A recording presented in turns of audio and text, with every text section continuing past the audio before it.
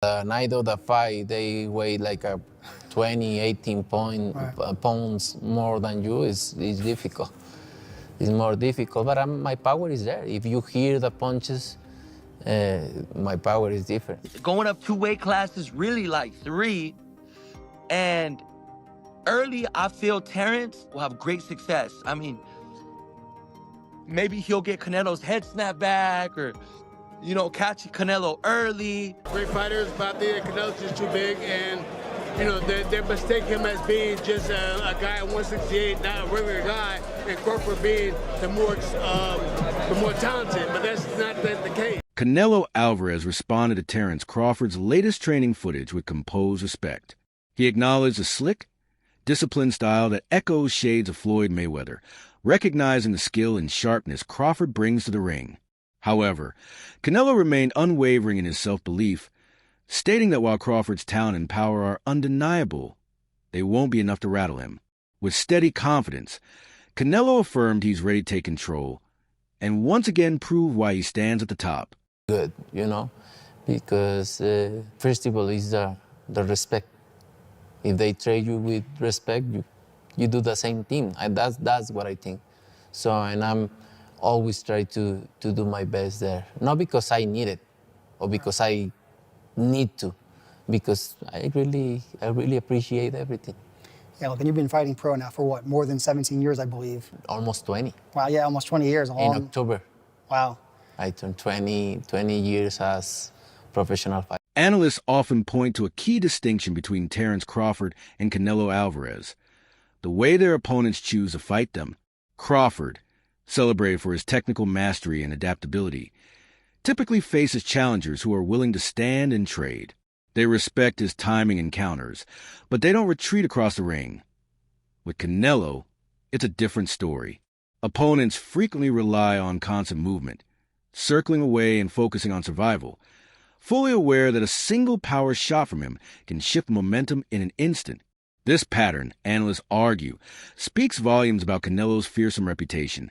His punches carry not just physical impact, but a psychological toll that shapes a fight before the opening bell. This contrast adds another layer of intrigue to a potential Canelo versus Crawford matchup. Crawford excels when opponents engage, allowing him to read, adapt, and dismantle. Canelo, on the other hand, thrives on pressure, breaking down fighters both mentally and physically. It's a clash of styles that promises both tactical depth and high-stakes drama. I ain't even seen Gamboa run from Terence. As a matter of fact, I ain't even seen Victor Postal run from Terence. We ain't seen Madrimov in his last fight run from Terence Crawford. But we do see people running away from Canelo Alvarez. People not trying to commit to Canelo Alvarez. We seen it with William Skull. Dude was just as cut up as anybody in the sport of boxing. Mother ever was running. The Cuban style, running. We already know that the Cuban school, man, they highly respected in the sport of boxing. He was running. Jamel Charlo, Iron Man Charlo. I ain't gonna say he wasn't running, but he wasn't committed. He wasn't committed the way that he was committed in the 154-pound division when he was knocking everybody else to get his titles, right?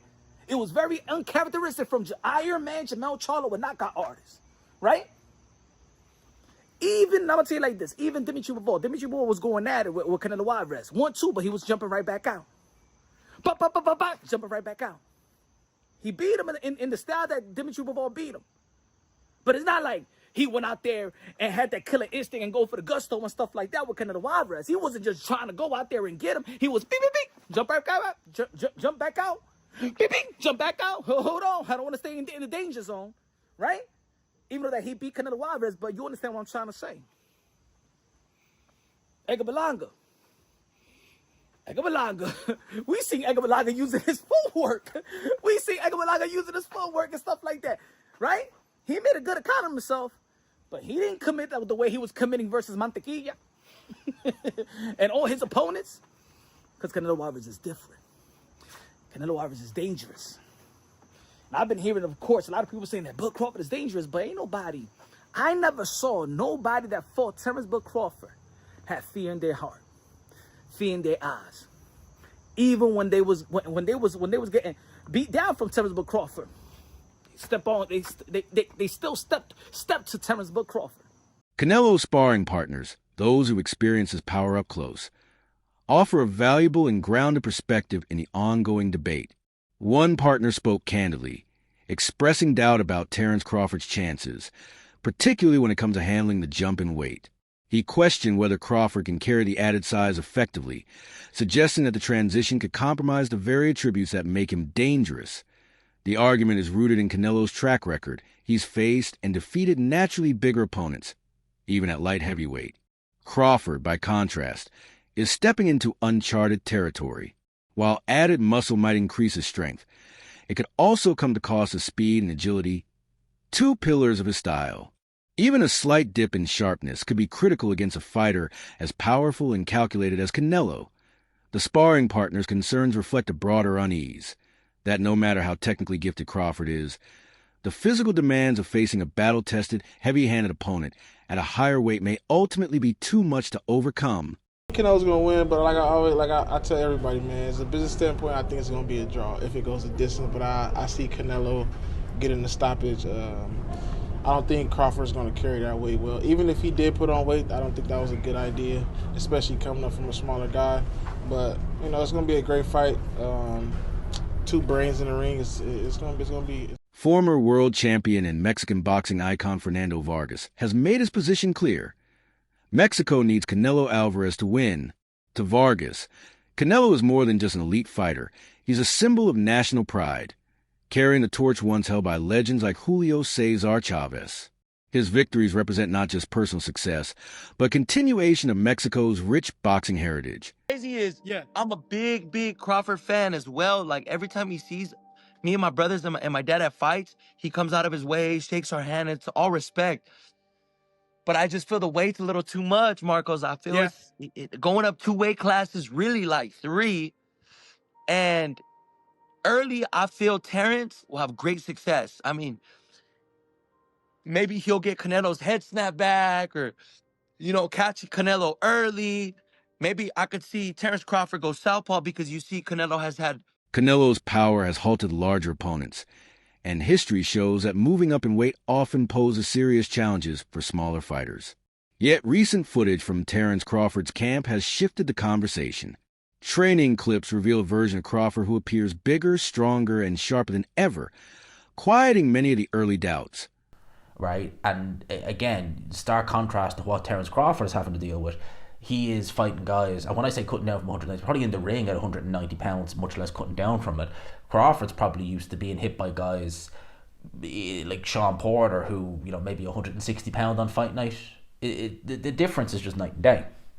So I was thinking, how in God's name are you going to get around that?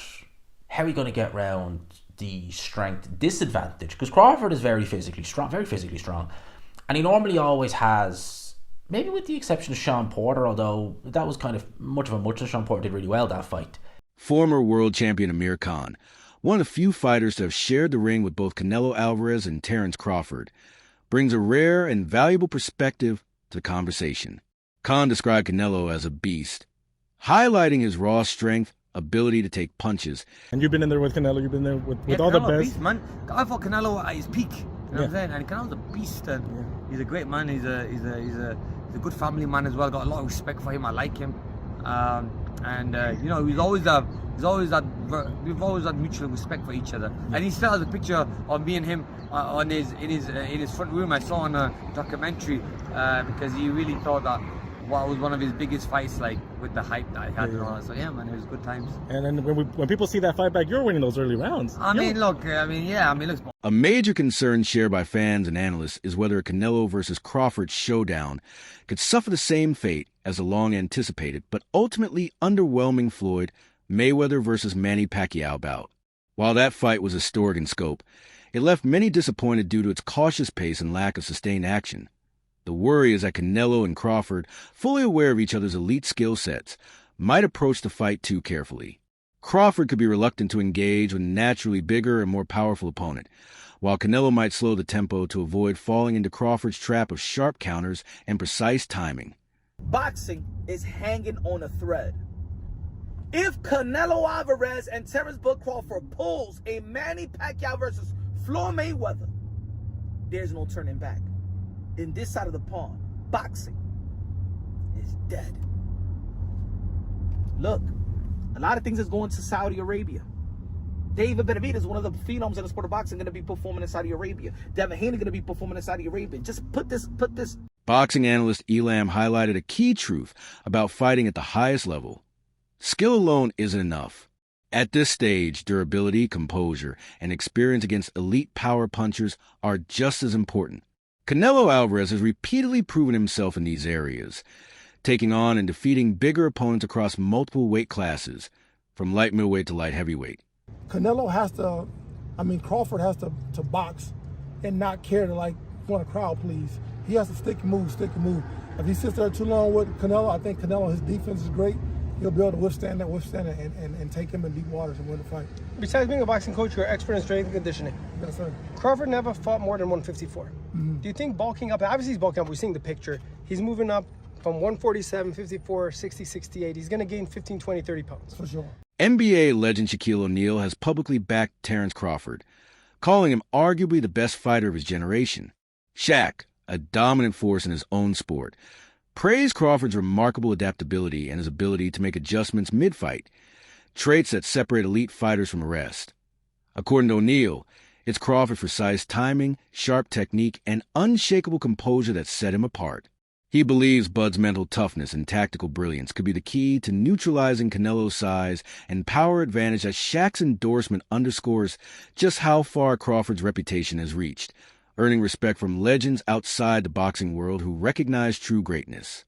For Shaq, Crawford embodies that rare blend of skill, intelligence, and mental fortitude that defines a once-in-a-generation athlete. What I meant, listen, you're a lifelong combat sports fan. You go to all the events. Everyone's talking about the one fight right now, Terence Crawford versus Canelo.